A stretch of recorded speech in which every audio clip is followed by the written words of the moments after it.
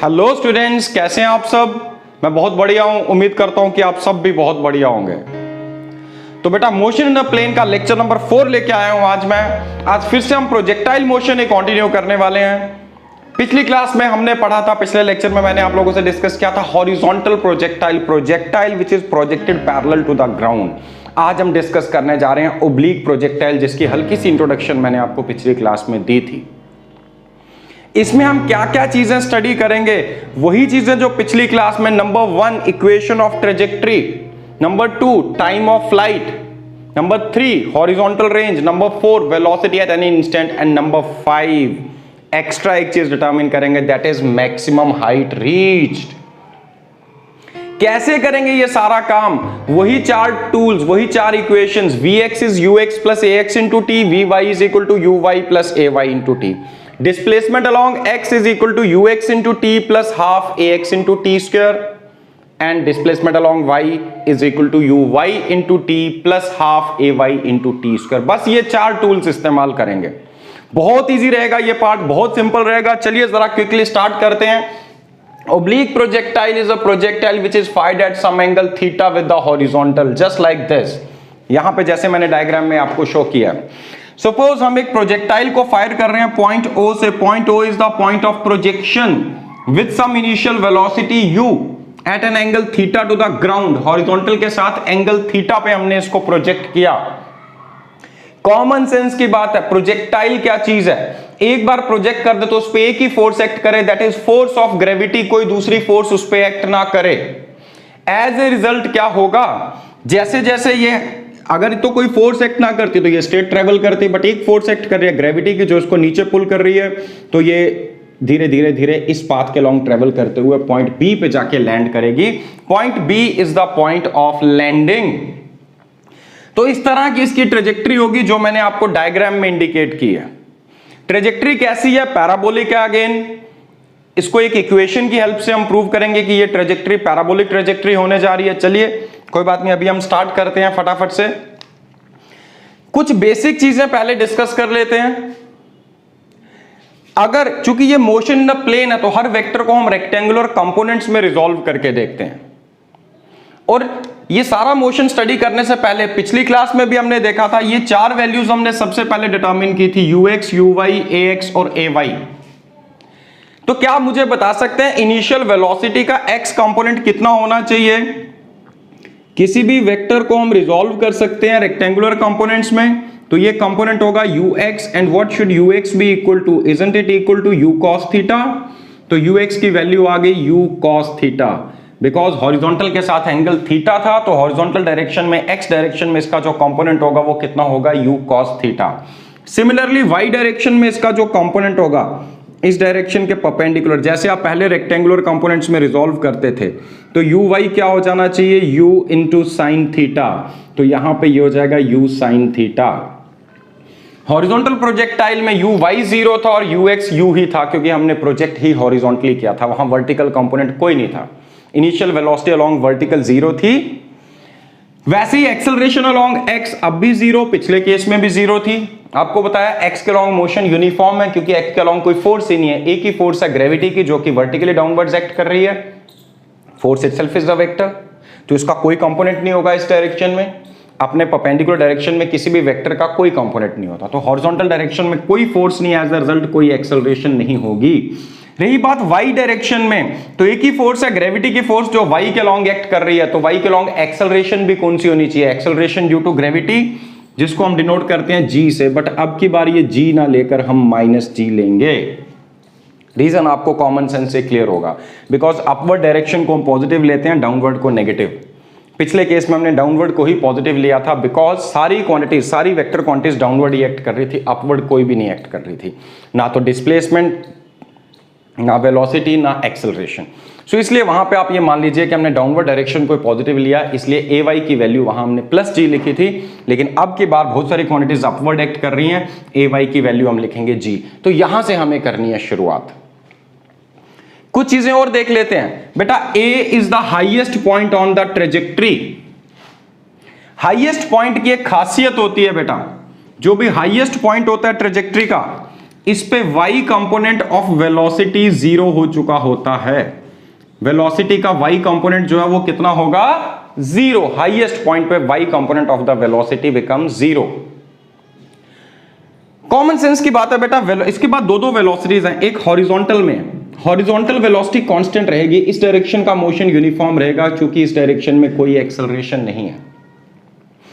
तो किसी भी पॉइंट पे, मान लीजिए इस पॉइंट V पे मैं जनरल वेलोसिटी V की बात करता हूं, it is general velocity V eight any instant, तो इसका कुछ कंपोनेंट x डायरेक्शन में होगा Vx और कुछ कंपोनेंट इसका y डायरेक्शन में होगा Vy।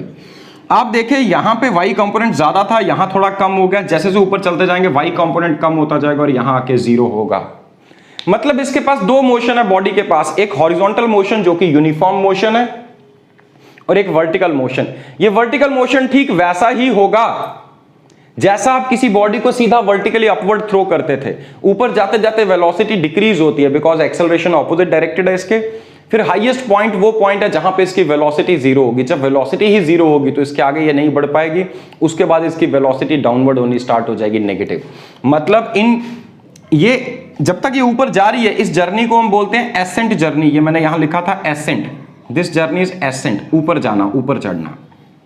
और ए के आगे की जर्नी, ए टू बी की जर्नी डिसेंट जर्नी, ऊपर से नीचे आ रही है बॉडी।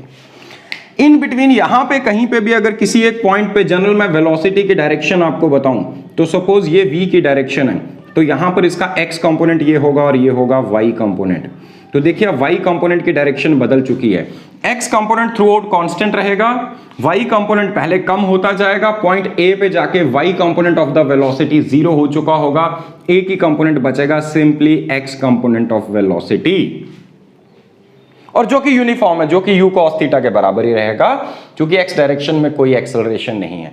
कई बार ऐसा क्वेश्चन पूछा जा सकता है, ध्यान से सुनिएगा, ऐसा क्वेश्चन पूछा जा सकता है, at what point on the trajectory the direction of acceleration is perpendicular to velocity या direction of velocity is perpendicular to acceleration।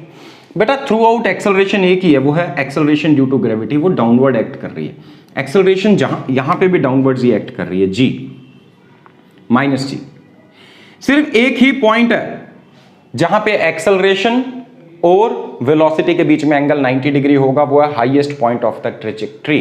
तो याद रखिएगा, eight highest point of trajectory acceleration is perpendicular to v vector। Acceleration और velocity perpendicular होंगे eight highest point of the trajectory. बाकी किसी भी point पे यहां वेलोसिटी ये है और एक्सेलरेशन ये है, एंगल ऑब्ट्यूज है, यहां हो गए वेलोसिटी ये और एक्सेलरेशन, यहां एंगल एक्यूट है। तो एसेंट जर्नी में एक्सेलरेशन और वेलोसिटी के बीच में एंगल जो है वो ऑब्ट्यूज रहता है क्योंकि g की डायरेक्शन ये होगी, इन दोनों के बीच में एंगल ऑब्ट्यूज रहेगा। ठीक है, तो ये डायरेक्शन होगी g की, एक्सेलरेशन की विच इज माइनस g, और इनके बीच में एंगल ऑब्ट्यूज यहां पर लोगे तो एक्सेलरेशन ये है विच इज माइनस g, तो यहां पर एंगल कैसा रहेगा? एक्यूट। ठीक है, तो ये ज्यादा ना लिखते हुए क्योंकि डायग्राम अनटाइडी हो रही है, इसको मैं ऐसे ही रखता हूं। ठीक है, ये पार्ट आपको क्लियर रहा? क्लियर हो गया? इसके बाद एक चीज और मैंने आपसे डिस्कस की थी मोशन अंडर ग्रेविटी, जब motion in a straight line हम पढ़ रहे थे, that ascent journey and descent journey is always symmetric. What does it mean? जितना टाइम एसेंट जर्नी का होगा उतना ही टाइम डिसेंट जर्नी का होगा।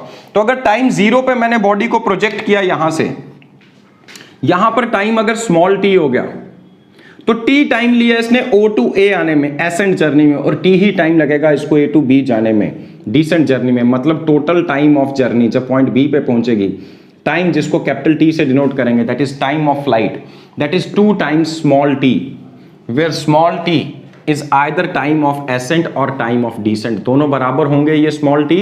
तो स्मॉल t को 2 से मल्टीप्लाई कर देंगे तो हमें टोटल टाइम ऑफ फ्लाइट मिल सकता है।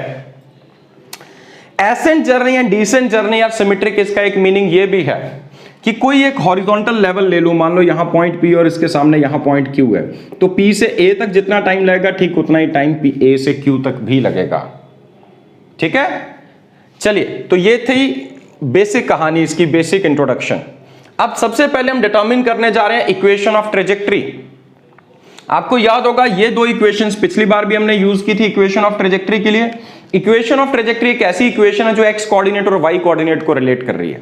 सपोज ये पॉइंट ओरिजिन है, कोई जनरल पॉइंट P लिया मैंने, मान लीजिए पॉइंट P के कोऑर्डिनेट्स है x एंड y, मतलब पॉइंट P तक आने में इस बॉडी ने जो डिस्प्लेसमेंट शो की x डायरेक्शन में, वो x और y डायरेक्शन में डिस्प्लेसमेंट y है। x ट्रेवल किया इधर और y ट्रेवल किया इधर, ओवरऑल बॉडी पहुंची पॉइंट P पे। तो पहली इक्वेशन से, x वाली इक्वेशन से t की वैल्यू निकालेंगे, y वाली इक्वेशन में पुट करेंगे तो अपने आप इक्वेशन ऑफ ट्रेजेक्टरी हमारे सामने आएगी। पिछली क्लास में भी यही किया था। हाँ, वैल्यूज अलग अलग हो सकती हैं, ux की, uy की, बट करेंगे वही काम। ठीक है, चलिए जरा क्विकली स्टार्ट करते हैं। तो सबसे पहले x is equal to ux into T plus half ax into T square. तो ux कितना बेटा, that is u cos theta into T plus half into 0 into T square, isn't it. ये term पूरी की पूरी 0 होगी, तो x किसके इक्वल आ गया, u cos theta into T.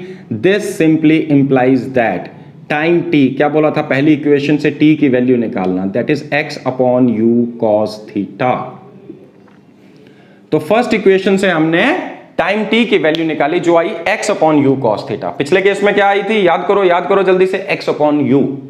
याद करोगे, रिलेट करोगे तो दोनों याद हो जाएंगे। इस केस में x upon u cos theta. अब y वाली इक्वेशन में यही t की वैल्यू हम पुट करेंगे। uy कितना बेटा, uy है u sin थीटा, यहां लिखा हुआ है, multiplied by t, t is x upon u cos theta. तो फर्स्ट टर्म से u और u कैंसल आउट हो गए, isn't it so, plus half into acceleration की जगह minus g into t, that is x upon u cos theta का square, right. तो यहां से जब आप इसको सॉल्व करोगे, you will get y is equal to x into tan theta, x into tan theta minus half g upon to, चलिए इसको ऐसे लिखते हैं हम, minus g upon two u square cos square theta into x का square. तो ये आ गई हमारे पास बेटा इक्वेशन ऑफ ट्रेजेक्ट्री। और देखिए क्वाड्रेटिक इक्वेशन आ रही है। कल मैंने बताया था y अगर प्रोपोर्शनल टू x स्क्वायर हो, y की equation in terms of x quadratic equation आए, डिग्री 2 आए। So this represents a parabolic trajectory, this represents a parabolic trajectory. तो हमने दो काम किए, एक तो इक्वेशन ऑफ ट्रेजेक्ट्री डिटरमिन की, और उससे यह भी पता चल गया ये ट्रेजेक्ट्री कैसी है, पैराबोलिक ट्रेजेक्ट्री है। तो ओब्लिक प्रोजेक्टाइल के केस में भी बात कैसा रहेगा, पैराबोलिक। ट्रेजेक्ट्री कैसी रहेगी, पैराबोलिक। समझ आया क्या किया, x वाली इक्वेशन उठाई, इस इक्वेशन से t की वैल्यू निकाली, उसको उठा के y वाली इक्वेशन में पुट किया, अपने आप आ गई। हाँ, पिछले केस में वहां y is equal to g upon two u square into x square आया था, सिंपली कॉस स्क्वायर थीटा नहीं था। g upon two u square into x square is y। यहां दो टर्म्स हैं, एक टर्म तो इसी की तरह और ये नेगेटिव है, डिनोमिनेटर में एक्स्ट्रा क्या है, कॉस स्क्वायर थीटा, और दूसरी टर्म क्या है, x tan theta. This is equation of trajectory which represents, this equation represents a parabolic trajectory. तो पहला पार्ट हो गया। दूसरा पार्ट बेटा टाइम ऑफ फ्लाइट। अभी मैंने कहा था आपको, time of flight is 2 times small t, where small t is time of ascent और टाइम ऑफ डिसेंट। तो टाइम ऑफ एसेंट O से लेके A तक आने का टाइम और टाइम ऑफ डिसेंट A से लेके B तक जाने का टाइम दोनों बराबर होंगे। तो इन दोनों में से कोई एक डिटरमिन कर लेंगे तो टोटल टाइम ऑफ फ्लाइट हमें अपने आप मिल जाएगा। चलिए जरा करते हैं। So at point A Vy is equal to 0। अभी कहा था हाईएस्ट पॉइंट पे y कंपोनेंट वेलोसिटी का 0 होगा। This implies that uy plus ay into t is equal to 0. That simply means t is equal to minus uy upon ay. Yes or no? इसको right side ले जाओ minus, बाद में ay को नीचे ले आओ, और uy की वैल्यू देखिए, that is u sin theta divided by ay क्या है, माइनस t। तो माइनस माइनस कैंसल आउट हो गए। So time of ascent as well as time of descent कितना आ चुका है, u sin theta upon g। अब आप चाहें इसको नंबर 1 लिख सकते हैं, यहां पे आप रीजन दे सकते थे, फ्रॉम इक्वेशन नंबर 1 हमने वैल्यूज पुट की, सॉरी इसके साथ आप रीजन दे सकते थे फ्रॉम इक्वेशन नंबर 1। सपोज मैं इस इक्वेशन को मार्क करता हूं, this is equation number 2। Now already हम कह चुके हैं time of flight is 2 times small t and 2 times small t is 2u sin theta upon g. तो याद रखिएगा 2u sin theta upon g, this is time of flight in case of oblique projectile. दूसरा formula ये आपको याद रखना है। सो time of flight भी हम डिटरमिन कर चुके हैं। तीसरे पे आते हैं बेटा, यहां पर एक्स्ट्रा हमें क्या डिटरमिन करना था, मैक्सिमम हाइट रीच्ड। तो ज्यादा से ज्यादा कितनी हाइट तक ये बॉडी पहुंची, तो मैक्सिमम हाइट रीच्ड, जिसको कि हमने डिनोट किया यहां पे, this is maximum height. Height बढ़ रही है फिर कम हो रही है, तो हाईएस्ट मैक्सिमम हाइट कितनी है पॉइंट ए पे, जिसको हम डिनोट करेंगे कैपिटल एच से। तो अगेन फिर से हम देखते हैं बेटा, at point A small t is equal to u sine theta upon g. ये कहां से आया, फ्रॉम इक्वेशन नंबर 2, ऑलरेडी हमने डिटरमिन करके रखा। एंड वाई डायरेक्शन की जो डिस्प्लेसमेंट है वाई की पॉइंट ए पे कितनी है, कैपिटल एच के इक्वल है कि नहीं। Therefore, using the equation again, y is equal to uy into t plus half ay into t का square. You will get u sin theta, uy is u sin theta into t, u sin theta upon g, u sin theta upon g plus half, acceleration is minus g. अब इसको मिटा देते हैं, इसकी जरूरत नहीं है, हमें पता है, आप सभी समझदार हैं, कॉमन सेंस से आपको पता है this is point of projection, तो इसको लिखने की जरूरत नहीं है। इनटू टाइम का square, that is u sin theta upon g का स्क्वायर, राइट। यही आना चाहिए, यस और नो। अब यहां पे बेटा देखो, ये आ रहा है u square sine square theta upon g, ये भी आ रहा है u square sine square theta upon g भी था और एक g यहां पे था, तो यहां पे g का स्क्वायर है और ये g, तो स्क्वायर स्क्वायर कैंसिल आउट हो जाएंगे, डिनोमिनेटर में भी क्या बचेगा, g। हाँ, एक और फैक्टर है यहां पे 2 डिनोमिनेटर में, तो हम इसको लिख सकते हैं u square sine square theta upon g, common आ गया, ब्रैकेट में बचा 1 माइनस 1/2। यहां पे था u square sine square theta upon g, यहां पे half u square sine square theta upon g, तो u square sine square theta whole multiplied by 1 minus 1/2, और y की जगह हमने क्या पुट कर दिया, h। दिस इंप्लाइज दैट, अब फाइनली फॉर्मूला मैं यहां लिख रहा हूं, capital H is equal to u square sine square theta upon 2g, because 1 minus 1/2 is just 1/2। तो मैक्सिमम हाइट रीच का फॉर्मूला भी हमारे पास आ चुका है, isn't it so. So clear हो गया मैक्सिमम हाइट रीच्ड। जिन्होंने नोट नहीं किया वो वीडियो पॉज करके नोट कर सकते हैं। मैं आगे बढ़ रहा हूं, इसके बाद हम डिटरमिन करने जा रहे हैं बेटा थर्ड हम कर चुके हैं मैक्सिमम हाइट रीच्ड, अब फोर्थ क्वांटिटी हम डिटरमिन करने जा रहे हैं, that is horizontal range. So fourth is horizontal range. Horizontal direction में इसने ओवरऑल कितना ट्रेवल किया, हॉरिजॉन्टल रेंज को हम डिनोट करते हैं कैपिटल R से। कैसे डिटरमिन करेंगे, अगेन देखिए बेटा, एट पॉइंट बी की बात करते हैं। जब पॉइंट बी पे पहुंचे तो टाइम किसके इक्वल है, capital T, that is 2u sign theta upon g, and x direction की जो भी डिस्प्लेसमेंट है वही तो है रेंज, b तक आने में x में जो ट्रेवल किया वही तो है range. Total distance covered in horizontal direction या x direction during its time of flight, that is called as horizontal range. तो अब हम यूज करेंगे using equation x is equal to ux into T plus half ax into T square. This implies that x की जगह आ गया r, u की जगह u cos theta into time of flight, that is 2u sign theta upon g, isn't it, plus half acceleration along x is 0 into, अब इसको capital T का square ही लिख देते हैं, नहीं तो ये वैल्यू पुट करोगे कोई फर्क नहीं पड़ता, 0 से किसी को भी मल्टीप्लाई करोगे तो वैल्यू तो 0 ही रहने वाली है। सो सेकेंड टर्म होगी 0। This implies that range is equal to u square into 2 sine theta cos theta upon g। ये 2 साइन थीटा कॉस थीटा पढ़ा हुआ है कहीं, याद करो। Yes, sine 2 theta is 2 sine theta cos theta, sine 2 theta is 2 sine theta cos theta, तो हम इसको लिख सकते हैं it is u square sine 2 theta upon g. So this is the expression to determine horizontal range. ठीक है, तो ये सब चीजें आप डिटरमिन कर चुके हैं. अब एक ही चीज बची है, that is velocity at any instant. Velocity at any instant, किसी टाइम t पे वेलोसिटी की वैल्यू क्या होगी वैसे ही डिटरमिन करेंगे जैसे पिछले केस में किया था हमने. vx और vy डिटरमिन करेंगे. वेलोसिटी एट एनी इंस्टेंट, किसी पर्टिकुलर मोमेंट ऑफ टाइम पे कैसे डिटरमिन करेंगे? We know that vx is equal to ux plus ax into t. Yes और नो?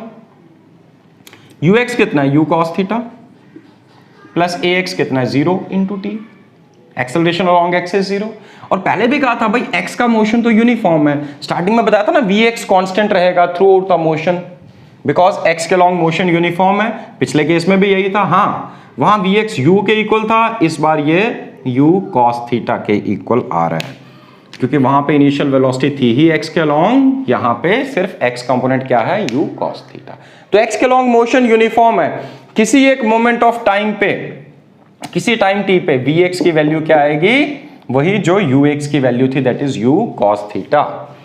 सिमिलरली अगर बेटा आपको vy डिटरमिन करना हो, that is uy plus ay into T. तो जब uy आपको मिल चुका है, uy ऑलरेडी पता आपको, that is u sine theta, ay की वैल्यू है माइनस जी, तो it is u sine theta minus g T. तो vy आ चुका है आपके पास. vx और vy मिल गए तो आपको नेट वेलोसिटी अपने आप मिल जाएगी. अब मैं ये टाइम ऑफ फ्लाइट की एक्सप्रेशन यहां से मिटा रहा हूं और मैक्सिमम हाइट रीच की एक्सप्रेशन रख रहा हूं. ये सब चीजें यहां से मैं रब कर रहा हूं. ठीक है, आई होप नोट कर चुके होंगे आप. तो अब हमें रिजल्टेंट वेलोसिटी अगर चाहिए किसी भी टाइम t पे, तो ये होना चाहिए vx into i cap plus vy into j cap, isn't it? So Cartesian form में ये एक्सप्रेशन आ जाएगी u cos थीटा. मतलब यहां तक सफिशिएंट है. इसके आगे तो आपको वैसे भी याद होगा, into i cap plus u sine theta minus g t into j cap. तो ये आगे Cartesian expression of the velocity at any particular instant of time. But अगर मैग्नीट्यूड ऑफ v वेक्टर चाहिए हो, सिंपली मैग्नीट्यूड, तो ये general concept है. किसी भी वेक्टर के केस में मैग्नीट्यूड होता है root of x component square plus y component square plus z component square. खैर यहां x और y हैं तो दो ही आएंगे. तो v की वैल्यू आ जानी चाहिए रूट ऑफ x कंपोनेंट का square, that is u square cos square theta plus u sine theta minus g t whole square. ठीक है. रही बात अगर आपको डायरेक्शन डिटरमिन करनी हो, ये हो गया मैग्नीट्यूड डायरेक्शन के लिए. Suppose resultant velocity is making an angle alpha with the x direction. तो डायरेक्शन के लिए हम क्या लिखेंगे? जो पिछली बार लिखा था, tan alpha is vy upon vx और vy कितना है? That is u sine theta minus g T और vx कितना है? u cos theta. यस और नो? तो हम बोलेंगे at this moment of time the velocity is making an angle alpha with the x-axis where alpha is given by tan inverse of u sin theta minus gt upon u cos theta. तो यहां से आपको direction मिल जाएगी. बेटा ये derivations भी बहुत important है. ठीक है, तो ये सारी कहानी खत्म होगी. सारी वैल्यूज हम डिटरमिन कर चुके हैं. वेलोसिटी के x y component, Cartesian expression, magnitude of velocity, direction of velocity के लिए expression, maximum height reached, horizontal range, और इससे पहले इक्वेशन ऑफ ट्रेजेक्ट्री और time of flight which is 2u sin theta upon g. ये सब चीजें हम डिटरमिन कर चुके हैं. राइट. तो मैं टाइम ऑफ फ्लाइट की एक्सप्रेशन फिर से एक मिनट के लिए यहां पे लिखता हूं, capital T that is 2u sin theta upon g, क्योंकि मैं मिटा चुका हूं. अब जरा शॉर्टकट में देखिए, टाइम ऑफ फ्लाइट सबसे ज्यादा कब होगा? जब साइन थीटा की वैल्यू हाईएस्ट होगी. कुछ चीजें अपने आप से सोचनी है आपने. ये मैं लिखाऊंगा तो फॉर्मूले बहुत सारे हो जाएंगे, कॉमन सेंस अप्लाई करो। टाइम ऑफ फ्लाइट का फॉर्मूला है, तो हाईएस्ट कब होगा? जब साइन थीटा हाईएस्ट होगा। साइन थीटा की हाईएस्ट वैल्यू 1 होती है, कब? जब थीटा 90 है। तो जब आप इतनी ही वेलोसिटी u से, मान लीजिए u फिक्स्ड है 5 मीटर पर सेकंड, 10 मीटर पर सेकंड, कुछ भी फिक्स कर दिया, लेट अस से 5 मीटर पर सेकंड। एक बार ऐसे प्रोजेक्ट किया 5 मीटर पर सेकंड, एक बार यहां, एक बार यहां, एक बार 5 मीटर पर सेकंड से वर्टिकली अपवर्ड, थीटा 90 बनाते हुए। तो जब आप थीटा 90 से प्रोजेक्ट करेंगे तभी मैक्सिमम टाइम ऑफ फ्लाइट होगा। कॉमन सेंस की बात है, राइट? मैक्सिमम हाइट कब हाईएस्ट होगी? अगेन जब साइन थीटा की वैल्यू हाईएस्ट होगी। अगर मैं u और g को फिक्स करूं, g तो पहले से फिक्स्ड है, अगेन उसी स्पीड 5 मीटर पर सेकंड से प्रोजेक्ट कर रहे हैं, तो किस एंगल पे प्रोजेक्ट करें कि मैक्सिमम हाइट हाईएस्ट होगी? वो अगेन होगी थीटा 90 डिग्री पे, राइट? तो ये चीज भी आपको समझ आ गई। और रेंज कब हाईएस्ट होगी? ठीक है, तो मैं यहां पे लिखने जा रहा हूं। चलिए, अब आप ये नोट कर चुके होंगे तो यहां से शुरुआत करते हैं।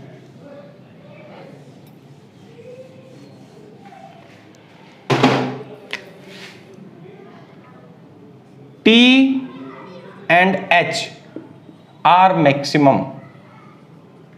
when theta is equal to 90 degree। और ये कब? When u is fixed, u को फिक्स कर दे, मतलब initial velocity of projection fixed है। तो देखिए बेटा, t max की वैल्यू कितनी होगी? 2u sin theta upon g है। sin थीटा, अगर थीटा की वैल्यू 90 पुट करें तो it is equal to 2u upon g।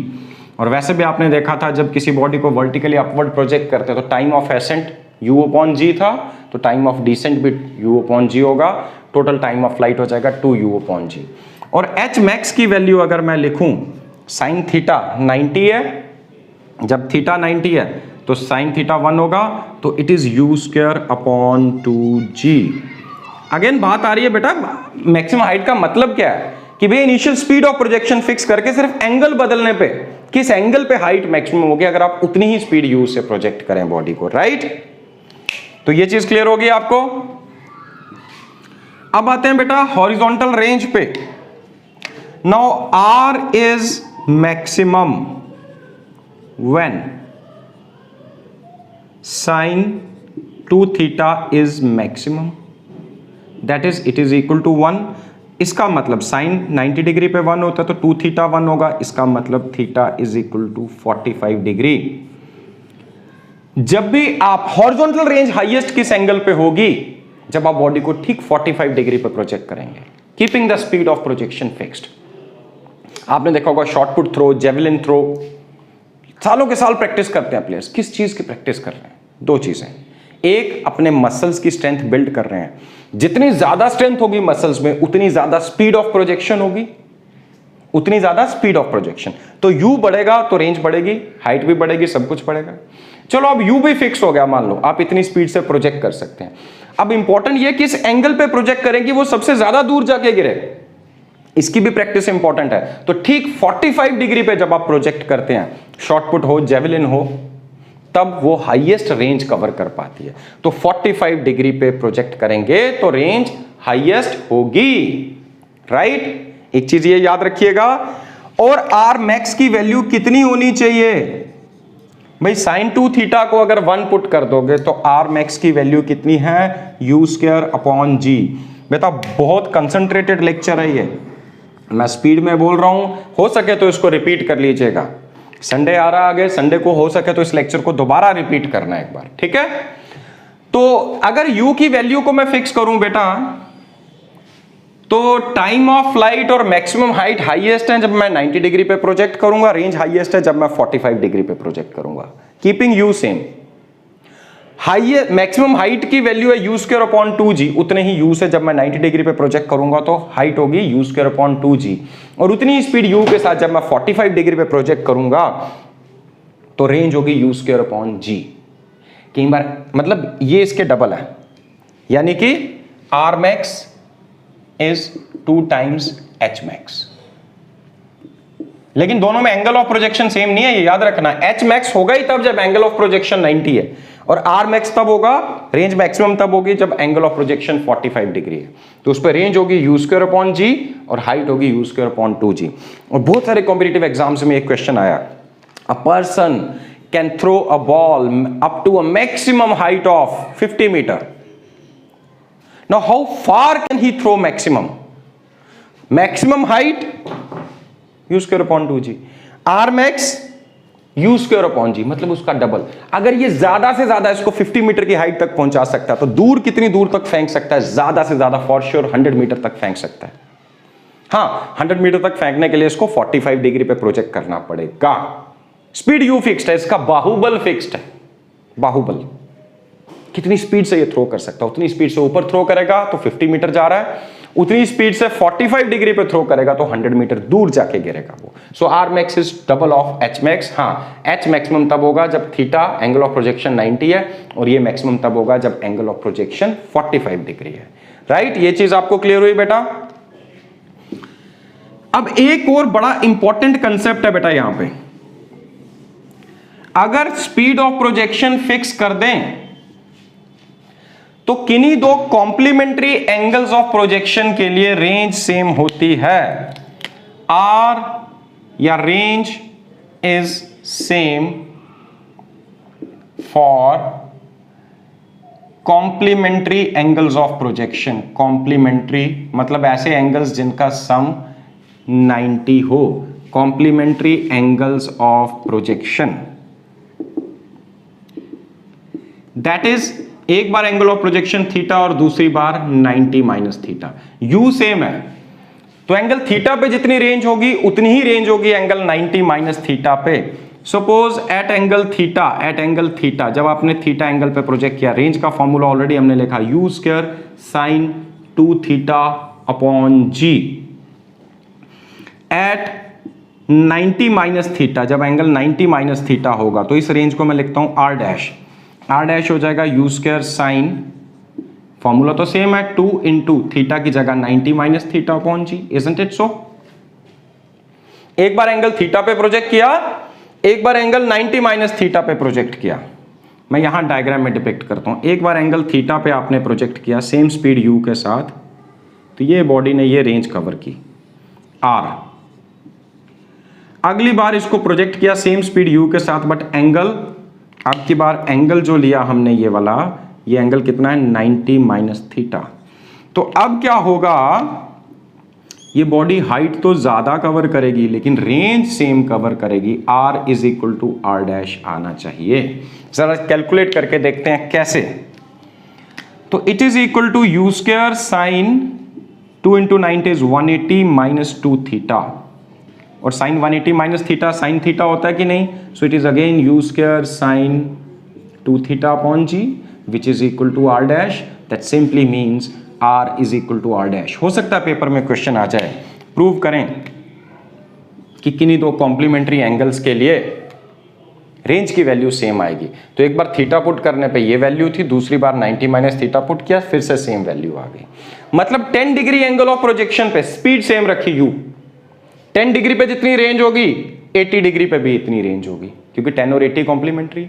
20 degree angle of projection पे जो रेंज होगी 70 डिग्री एंगल ऑफ प्रोजेक्शन पे सेम रेंज होगी। 40 डिग्री एंगल ऑफ प्रोजेक्शन पे जो रेंज होगी 50 डिग्री एंगल ऑफ प्रोजेक्शन पे भी रेंज सेम होगी। हाँ, हाइट की वैल्यू अलग होगी, रेंज सेम आएगी for any two complementary angles of projection.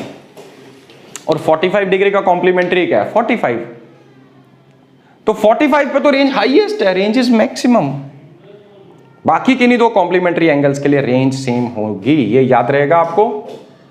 हाँ, अब इन्हीं दो कॉम्प्लीमेंट्री एंगल्स ऑफ प्रोजेक्शन पे मान लीजिए जब एंगल थीटा पे हमने प्रोजेक्ट किया तो इसने मैक्सिमम हाइट एक्वायर की h1, और जब आपने 90 माइनस थीटा पे प्रोजेक्ट किया तो सपोज इसने मैक्सिमम हाइट एक्वायर की h2। तो इन मैक्सिमम हाइट्स की रेशो क्या होनी चाहिए? सो अगर ये रेशो मैं डिटरमिन करूं h1 upon h2, maximum height का formula u square sine, that is u square sine square theta upon 2g, यही है u square sine square theta upon 2g। हाँ, रेंज में क्या होता है, यू स्क्वायर साइन स्क्वायर ना होके साइन 2 थीटा और डिनोमिनेटर में 2 नहीं होगा। ठीक है, इस तरह से फॉर्मूले को रिलेट करके आप याद करेंगे। तो ये हो जाएगा u square sine square 90 minus theta upon 2g, ये 2g कैंसिल आउट हो गया, यू स्क्वायर कैंसिल आउट हो गया, ये आ जाएगा sign square theta upon sine 90 minus theta क्या होता है कॉस थीटा, तो ये cos square theta, sine theta upon cos theta क्या होता है tan theta, so h1 upon h2 that is ten square theta. So maximum Heights reached की value क्या होगी, इनकी रेशियो क्या होगी ten square theta, h1 upon h2। h1 h2 क्या है, maximum height reached for two complementary angles of projection, h1 for angle theta, h2 for angle 90 minus theta. हाँ ध्यान ये रखना, न्यूमरेटर में जो हाइट है ना, जिस एंगल ऑफ प्रोजेक्शन पे ये हाइट आ रही है उसी एंगल का tan लेना। अगर डिनोमिनेटर में h2 मान लीजिए थीटा पे होता तो फिर यहां पे cot स्क्वायर थीटा होता, तो किसी एक को तो थीटा लोगे ना, जैसे 40 डिग्री और एक बार 50 डिग्री। अब किसको थीटा मानोगे, 40 को थीटा मानोगे तो 50 90 माइनस थीटा, 50 को थीटा कंसीडर करोगे तो 40 90 माइनस थीटा। तो जो हाइट्स की रेशियो जब आप ले रहे हैं तो आप क्या कह रहे हैं टेन स्क्वायर थीटा, मान लीजिए थीटा आपने लिया 40 डिग्री को, तो टेन स्क्वायर 40 किसके इक्वल होगा h1 अपॉन। अब h1 क्या होगा, जब 40 डिग्री एंगल ऑफ प्रोजेक्शन पे, जिस एंगल को थीटा लिया है उस एंगल ऑफ प्रोजेक्शन पे जो हाइट है वो न्यूमरेटर में आनी चाहिए। So for any two complementary angles of projection range same है, बट मैक्सिमम हाइट रीच की रेशियो क्या आ रही है टेन स्क्वायर थीटा। तो बेटा बहुत ज्यादा इंपॉर्टेंट है आज का लेक्चर, न्यूमेरिकल ज्यादा इसके बेसिस पे आएंगे आपको, ठीक है। तो डेरिवेशंस भी आ सकती हैं, रेंज प्रूव करना आ सकता है, ये पार्ट आ सकता है। कोई आपसे पूछे एक बार 30 डिग्री पे बॉडी को प्रोजेक्ट किया और एक बार 60 डिग्री पे प्रोजेक्ट किया, तो मैक्सिमम हाइट अटेन्ड की रेशियो क्या होगी। Suppose 30 degree angle of projection पे हाइट है h1, 60 डिग्री पे h2, h1 अपॉन h2 होगा ten square 30 degree, ten 30 is 1/√3, मतलब 1/3, उसका स्क्वायर करेंगे तो 1/3, तो h1 इज टू h2 क्या होगा 1:3। 30 डिग्री एंगल ऑफ प्रोजेक्शन में अगर हाइट 1 है तो 60 डिग्री पे 3 होगी, 1:3 की रेशियो, 3 गुना ज्यादा हाइट एक्वायर करेगी बॉडी जब आप 60 डिग्री एंगल ऑफ प्रोजेक्शन पे इसको प्रोजेक्ट करेंगे। तो बेटा बिल्कुल फोकस्ड होकर ये वीडियो देखना, और मेरी ये एडवाइस है आप लोगों को कि आप इसको रिपीट जरूर कीजिएगा एक बार, ठीक है। तो आज के लिए इतना ही, इसके बाद कुछ क्वेश्चन सेंड करता हूं और 1-2 दिन हम लगाएंगे इसके बेसिस पर, बहुत सारे क्वेश्चंस प्रैक्टिस करेंगे तभी हम आगे बढ़ेंगे। तो आज के लिए इतना ही, wish you all the best, God bless you all.